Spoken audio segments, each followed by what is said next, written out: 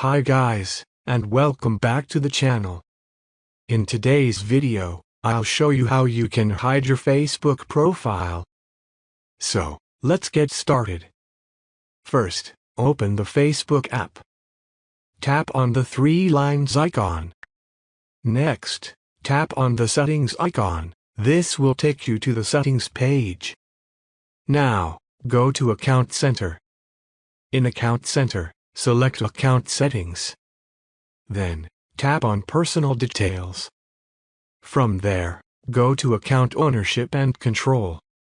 Here, you'll find the option for deactivation or deletion.